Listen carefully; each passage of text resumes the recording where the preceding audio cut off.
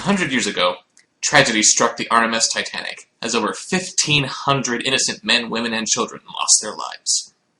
85 years later, tragedy once again struck this horrific event with the release of The Legend of the Titanic, an animated movie that was the worst thing to come out of Italy since Mussolini.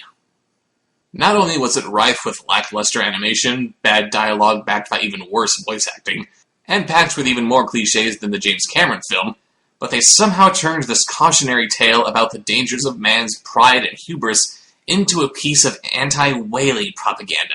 You said before that evil man, Everard Maltravers, was lost at sea. That means nobody's hunting the whales any longer. Unfortunately, no, children. There'll always be another Everard Maltravers. Their names may change, but their evil lives on, and the whales are still hunted. And worse even still, nobody dies! There's room for everyone! How do you get away with that? How do you take this real-life story where over 1,500 people die, and then you rework it so that in the end nobody dies? Hell, even the few animal characters that do die just end up being fine by the end of the movie with no explanation as to why. But what could possibly be worse than a movie that spits in the collective faces of everyone who died on the Titanic? It has a sequel. And even worse still, they apparently named the sequel to a true event after a fictional Mickey Mouse-faced octopus named Tentacles. I'm just gonna let that sink in with you for a moment. I say, let's get going! Well, now I can wear this hat with honor. Anyway, our story begins apparently tre anni dopo from the events of the last movie, where we see the kind of deep-sea diving equipment that I'm sure was completely feasible in the year 1915. Inside, we see our leads from the last film, Don Juan, Elizabeth, their dog Smile, and their mouse friends, Ronnie and Top Connors. For those of you who haven't seen The Legend of the Titanic, Top Connors was telling the story of the movie to his grandchildren via flashback. Remember this! And why exactly are these characters doing this? To search for the wreckage of the Titanic. Why are they searching for the Titanic? That's right, never explain. I do love it when a movie's characters are so clearly motivated. By the way, out of all of our main cast here, the only character whose voice hasn't changed between films is Elizabeth. I hate to be a spoilsport, but I would like to draw to your attention the fact that she's a woman and you're a mouse. Oh, right, sharks! Well, there's one thing I'm not, and that's a racist. It seems to me that we've come to a stop. Don't you think so too? You're right on that, my friend. Sometimes I just lose sight of the fact that not all creatures are created equal. Well, okay, you got a point, but I still don't like them. Beautiful girl. Over there. Go to her, Smiley. Calm down, Smile. Even cats eat mice. Oh yeah? If you say so. But things start taking a turn for the fortunate as the gang of sharks from the last movie, you heard me, begin to zero in on the submersible. We then dissolve to a crappy PS1 cutscene, where we meet what passes for the main villain for this movie. A rapping shark named Razor Teeth, who's wearing a captain's uniform. Yo, yo, yo, look at my teeth. They're so sharp and white and neat. They bring on fear and even some terror. Once they shed, I make no error. With no doubt, and needless to say, the feast is taken with the prey. With no doubt, and needless to say, the feast is taken with the prey. Oh, you, there's no one me now than you. Oh, you, there's no one me now than you. You know, say what you will about the rapping dog from Titanic, The Legend Goes On, at least that rap number kind of makes sense. First of all, he actually has an audience that he could sing to, and secondly, seeing as how they're on the maiden voyage of the most beautiful ship ever built, he could easily make the argument that it is, in fact, party time. Party time, it's party time. Everybody's feeling fine 'cause it's party time. Party time, it's party time. Everybody's feeling fine 'cause it's party time. Not only is this rapping shark also wearing clothes that make no sense and is singing a musical genre that won't be developed for several decades, but who is he singing to? Himself? The clams who have obviously been rehearsing with him for who knows how long?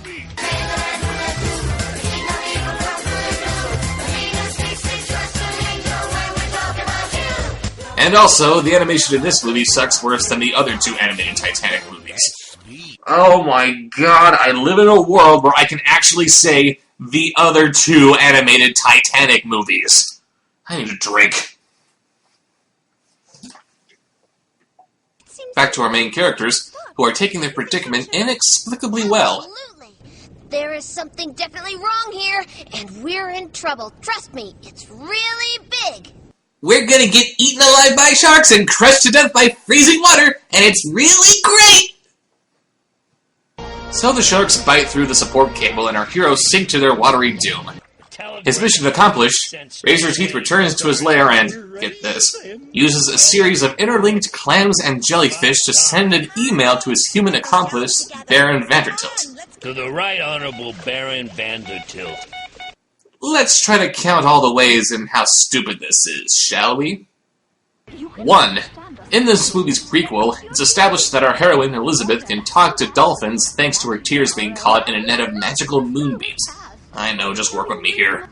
For Razor Teeth to be in cahoots with any human, did they need to have a good cry over the North Atlantic themselves? 2. How do fish learn to read, write, and translate English into electronic signals and vice versa? 3. In a message that begins with, "To the Right Honorable Baron Vandertilt," why are the letters O, I, and A the first to be typed? 4. How the hell do a bunch of jellyfish tied together transmit anything? 5. Baron Vandertilt is nothing but the villain from the last movie, but with different colored hair. Look, he's even got the same stupid goon from before. Last time we saw them, they were lost at sea and presumed dead. What are they doing here? Did they survive by eating Elizabeth's wicked stepmother or something? 6. We're only 13 minutes in, and this movie's just gonna get stupider. Speaking of stupid, here comes our title character, Tentacles. Adi, there are human beings inside it. They've all passed out. What? Adi, there are human beings inside it. They've all passed out. You can't be serious! Not only did they make a crappy animated movie about one of the worst disasters in maritime history, not only did they make an even crappier sequel, and not only did they name that crappier sequel after a secondary character who has no business even being here in the first place, but they also don't even give that title character the same name as what his own movie is named for! Adi, there are human beings inside it. Are they trying to make this movie this stupid? They can't be this inept by accident! Anyway, not Tentacles notices his friends inside, and is having quite a bit of trouble pulling them free, considering how he's supposed to be strong enough to throw an iceberg at the Titanic. But who should show up to help but the demon spawn of He-Man and My Little Pony? Stop that, Adi! What you're doing is useless!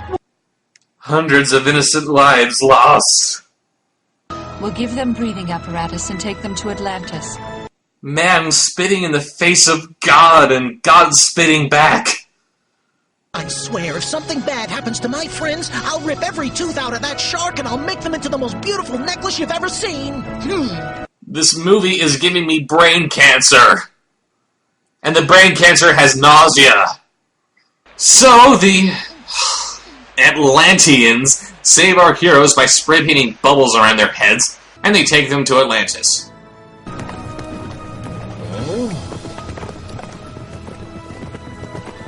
Huh?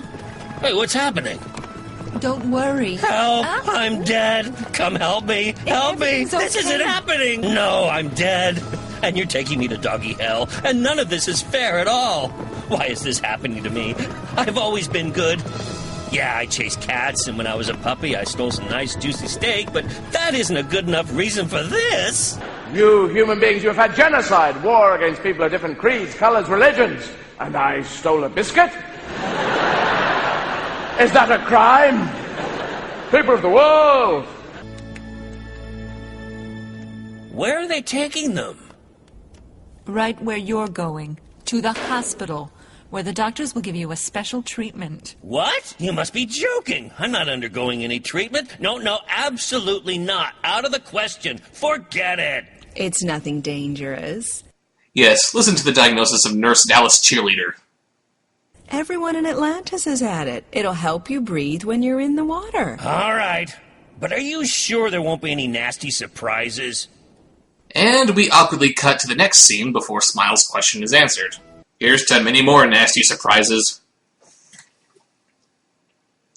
They've arrived safe and sound, and they're taking the treatments. Oh, amazing! This is such great news! At last, we've got a reason to party!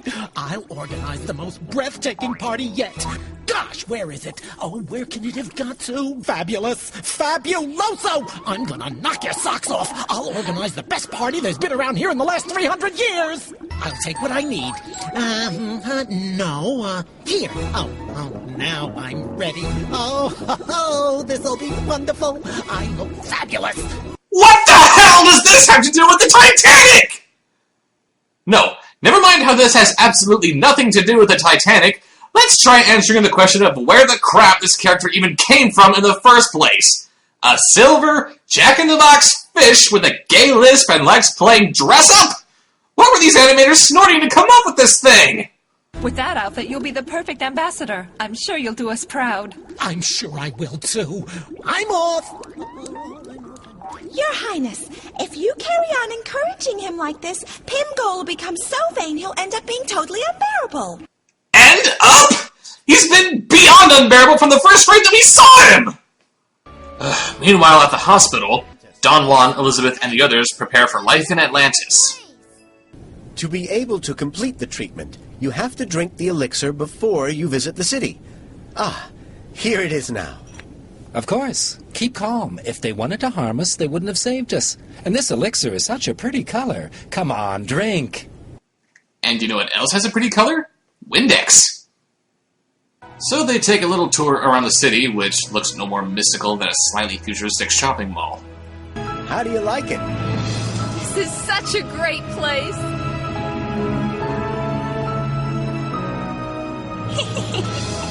It's like a dream. It's a nightmare.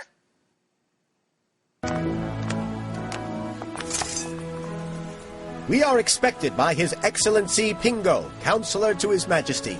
He would like to speak to the new arrivals. Huh? I don't believe it. Aren't those toys? No, those are people. Yes, they are. You have no idea how many toys we have rescued. Toys that have gone overboard during their crossing. Who the hell owns 6-foot toy soldiers? How do you lose 6-foot toy soldiers? The king says everything lives, moves, and thinks, even if it seems impossible at times. You know what? As stupid as it was, at least the whole magical moonbeams thing from the last movie was kind of an okay explanation as to how Elizabeth can find herself talking to dolphins. Everything lives, moves, and thinks. Not only is that just stupid, it's incredibly lazy. Really, so everything moves, lives, and thinks, huh? What, do houses move, live, and think too? That's just...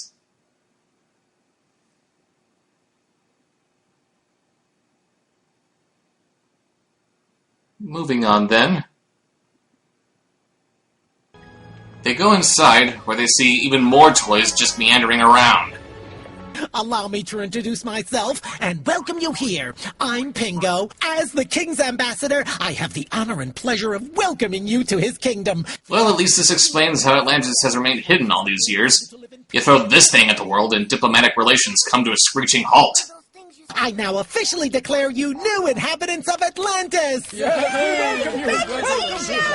I hope you will appreciate this very special, very personal welcome I organized myself. Welcome to Atlantis, where everything's a dream. And it's a special place. We have a king and have a queen. Here is a surprise. Atlantis is the only place where you always stay awake. The water is fresh, you can swim around at the fish hotel. It's a real cool sound. Coming to my shelter doesn't cost her a dime. Every single day, it's always party time. Bubble, bubble, darling, trouble don't mean a thing.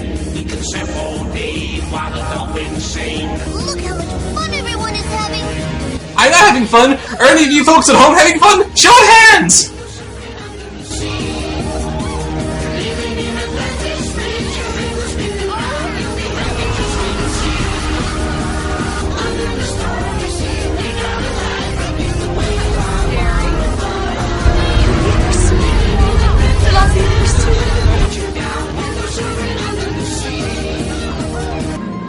thing I've got to tell you. Up there, you can't go back. I hope you will accept my apologies and those of the Queen for the lack of tact displayed by our counselor when he gave you the news. Can you apologize for his entire existence? Because that is what you need to apologize for. But yes, apparently Don Juan and Elizabeth are just fine with how they're being kept prisoner in this Technicolor madhouse, and Smile and the mice are busy wandering aimlessly through the city. I'll see you later. Smile ditches the mice so he can grab some local tail, and the mice are met by a pirate mouse and a bad Asian stereotype mouse. You're Lolly, right? Connors and Ronnie follow them to their secret lair on the sound reasoning of why the hell not, and their means of getting there is completely original and not ripped off from any other movie whatsoever.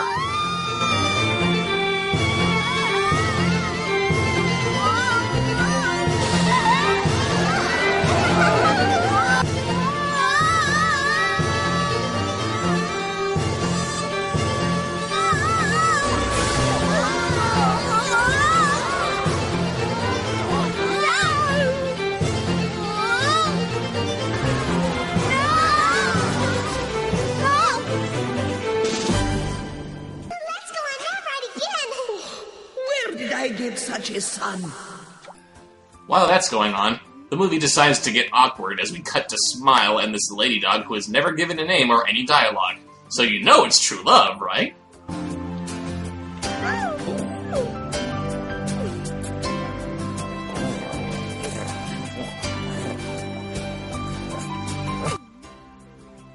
Huh.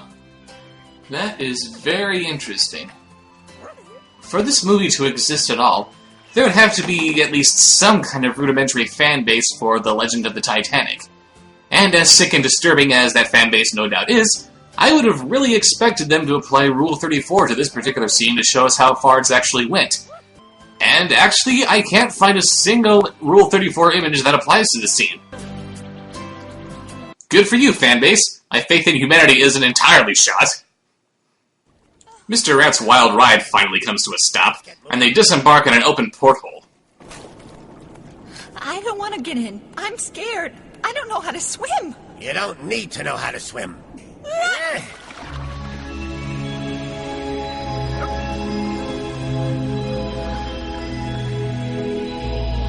So, when you say you don't have to swim, you actually mean that swimming is the only way of getting to where you have to go?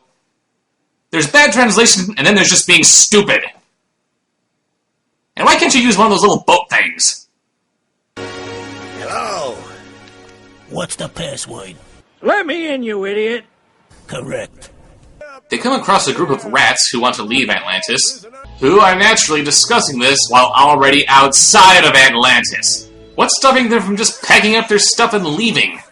Let's take a huge stash of the elixir of life with us, and thanks to the elixir, we'll be able to conquer the world and rule over everyone! Of course!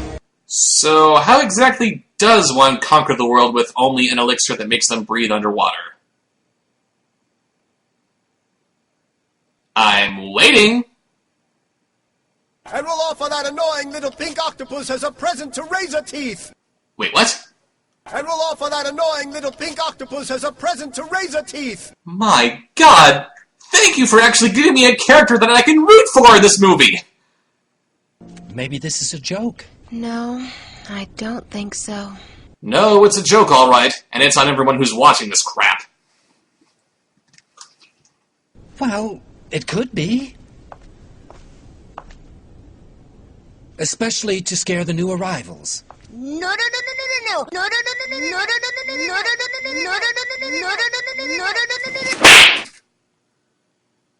So they go tell King Ringwraith and the Christmas tree skirt about the rats and their insurrection. But if they dismantle me with a screwdriver, I'll die, won't I? No one mentioned anything about dismantling you with a screwdriver. Although it is a good idea, if you'll excuse me. No one will hurt you. They'll have to have a screwdriver, and down here in Atlantis, there are no screwdrivers. They've all been banned.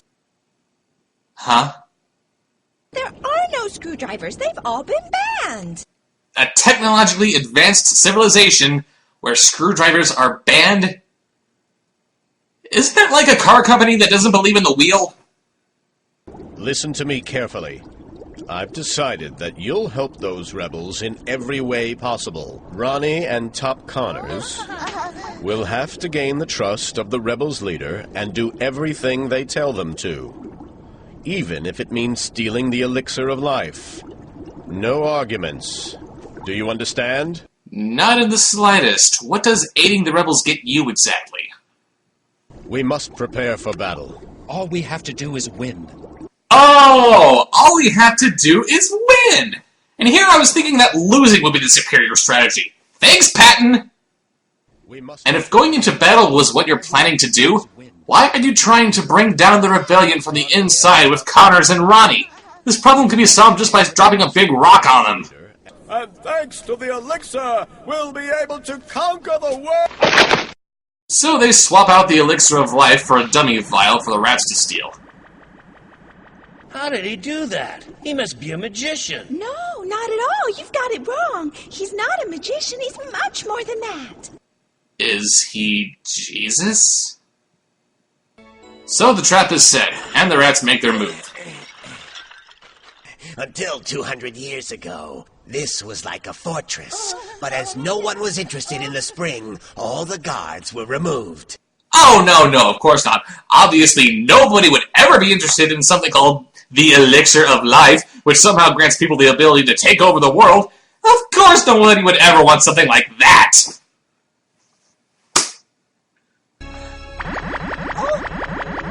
Stealing the elixir, were we? Pingo and Ronnie swap out the vials, which they couldn't do before for some reason, and the rats make their escape with the vial of water. And what shall we do now, Your Majesty? We'll follow them. We'll fight them. No, you sit back, do nothing, let the rats escape with their elixir of life, and laugh in their faces when they realize that it's only water, and all of their plans have backfired on them. Why are you pursuing them for stealing a red herring that you gave them? Smile, you seem to be a brave fellow. Do you want to be part of the action as well? Of course I do. I've got unfinished business with a certain little kung fu rat, and I'd really like to get even with him. This dialogue is repetitive, and it's redundant, too. Hey, Adi! I'm sorry, but I refuse to get over this. How do you name a movie after a character, and then give that character a completely different name? And what the crap kind of a name is Audie, anyway? Before the Atlanteans can launch their pointless attack, Razor Teeth sends another message to Vandertilt to inform him of the situation. And because characters' voices changing in between movies wasn't silly enough, this character's voice changed in the middle of the movie. Everything's ready, Chief. We're ready to send. Yes, whenever you want, sir. We've got a connection. What are you rambling on about? Mermen, mermaids, rats from Atlantis? What are you writing about, Jeffrey? Have you been drinking by any chance? Well? Talking sharks and jellyfish email I could buy, but Atlantis? Don't be silly. At least the request for help is clear.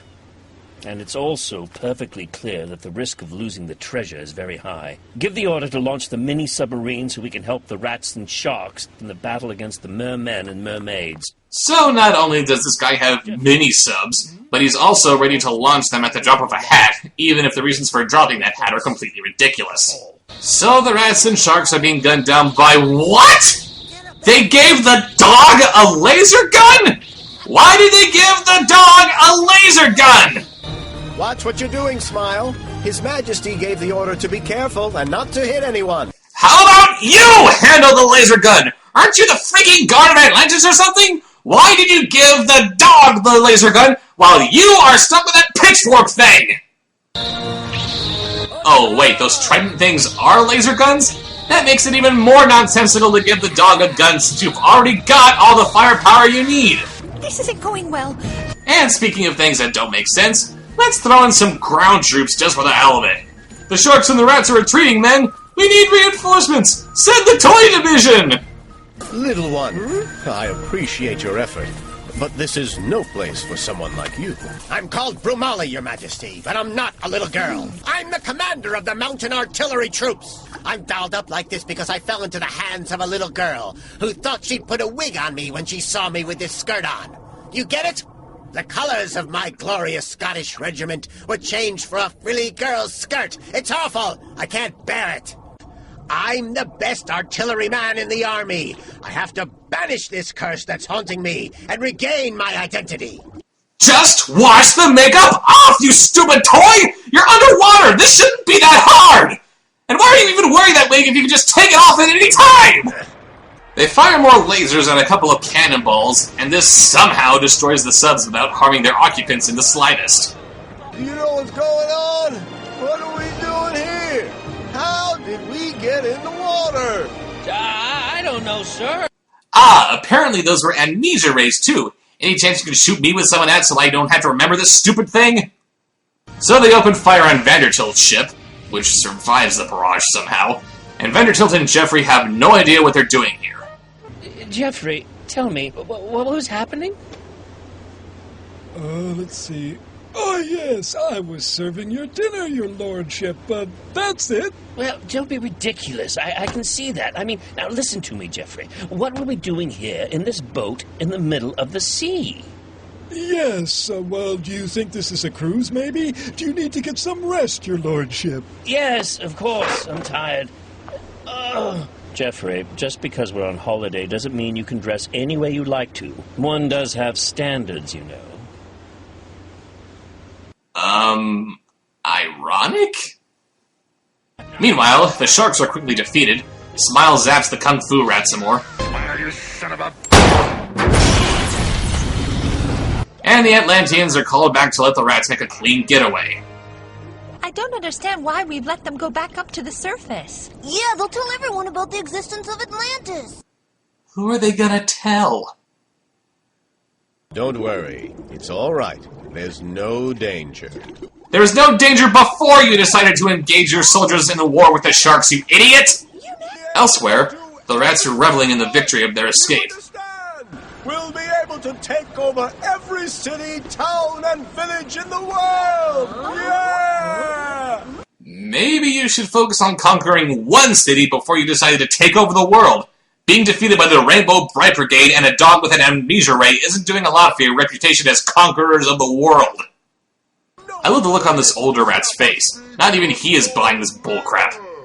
But his dissent isn't enough to keep anyone from being brain-dead idiots, as they test the elixir of life on him to see if he doesn't drown. In case there are those of you who haven't been paying attention, God knows the writers weren't, they've been underwater this whole movie and they've been fine! The future rulers of the world, ladies and gentlemen! Submit to their idiocy now! Resistance is futile! Oh, and look, he's still drowning. This movie about Atlanteans, talking toys, and an imbecilic octopus isn't making any sense. We've won! We've won! We're the best! We're the best! Come on, Screwy! What? When did he befriend a screwdriver? How could he have befriended a screwdriver in a civilization where they've been banned? Who makes screwdrivers with little arms and facial features? What is the point of shoehorning this thing in here at the very last second? Mission number 2! The counselors have suggested that the Queen and I should reward your efforts. Yay! What do we get? What do we get? Cheese for everyone! As soon as it's ready, you'll find out. Thank you. And it turns out that reward is... really? They rebuilt the Titanic and retrofitted it with Atlantean tech? You remember that from the history books, kids? Because that actually happened. We finished, Your Excellency. Now it's down to you to carry it. Thank you, John Lovitz.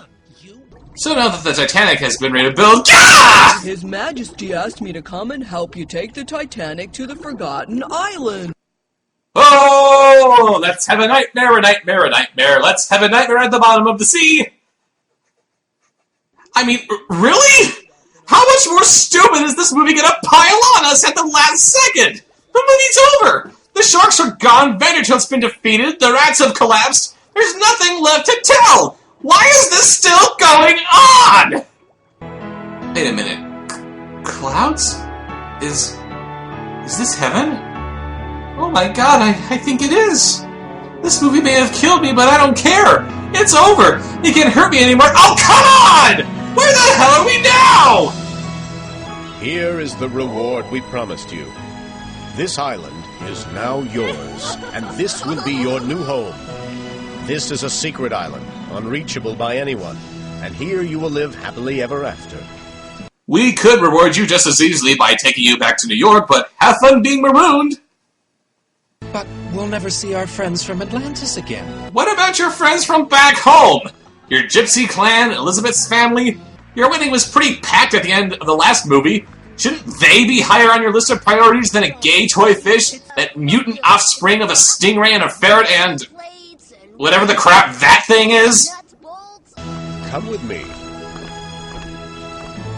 Let's go. Okay. So they follow him inside, and okay, seriously?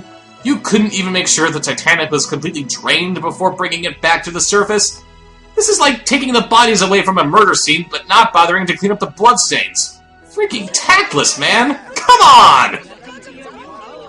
Oh great, cast reunion downstairs. How easy would it be to electrocute everyone down here, do you suppose? This isn't a mirror. You're right, it's a window. It's a special screen, which allows you to see everything that's going on in the world. Could you tell us how it works, then? No, I'm going to spend millions of Atlantean dollars creating this thing on top of the millions that I already spent to rebuild the most expensive ship ever made, and then dick around with you by telling you of its incredible power and then not show you how it works. Bye! You just have to think very hard about who or what you want to see, and the mirror will show you. Impossible!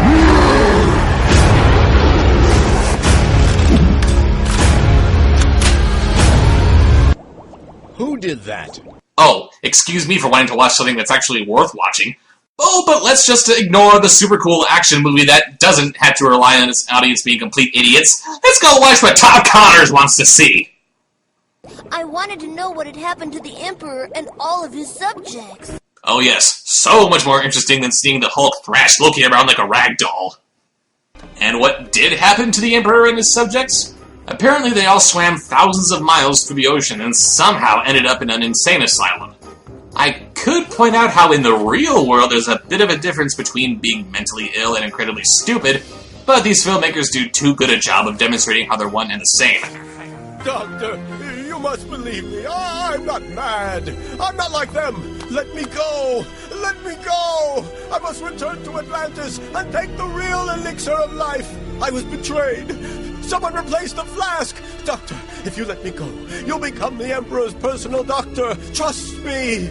Don't go. I'm telling you the truth. He's got a really big personality, but unfortunately there's no hope for him. He's as mad as a hatter. I'm afraid we'll have to keep him in here forever. Oh, but here's a silly face to tell us that this fate worse than death is okay, kids. Let the dancing commence.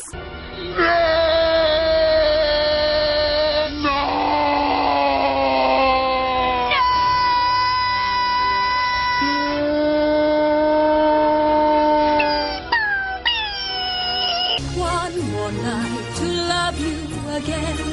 One more time to relive my dreams. We will meet again. Just wait and see. Heaven knows that you'll always be the true love of my life, the great prince of all my dreams. What I feel for you is beyond all the sea. When I have you so near me, I can't believe I feel complete. You're all I need.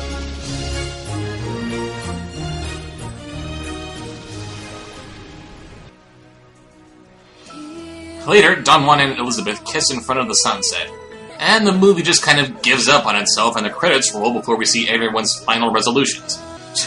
Look at this, the editor was so lazy he didn't even bother adding the names of the English-speaking voice actors. What? Are you kidding me?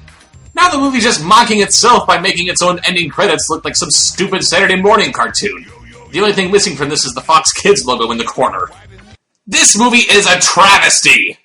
The animation is awful, the voice acting was beyond phoned in, the writing sounds like it was based on a game of Mad Libs, it's an insult to cinema, and worst of all, it's a giant slap in the face for everyone who died on the Titanic. But you know what? We can bitch and moan about this movie for as long as we want, and believe me, the movie gives us a lot to work with.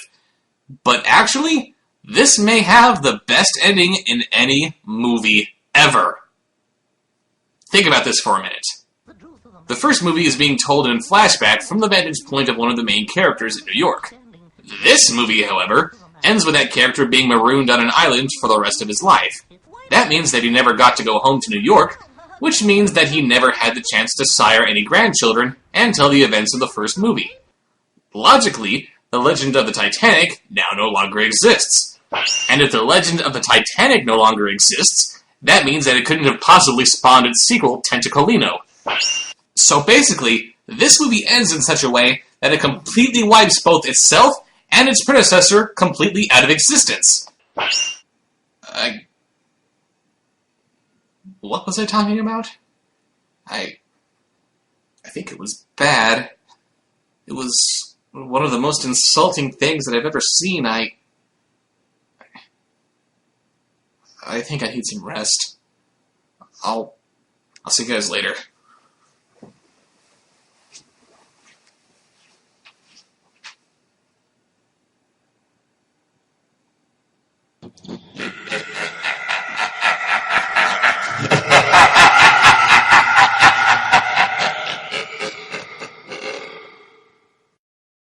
You know there's something you should know, so I'm gonna tell you so. Don't sweat it, forget it, enjoy the show. Working all day, now it's time to unwind. Kick back, relax, take a load off your mind.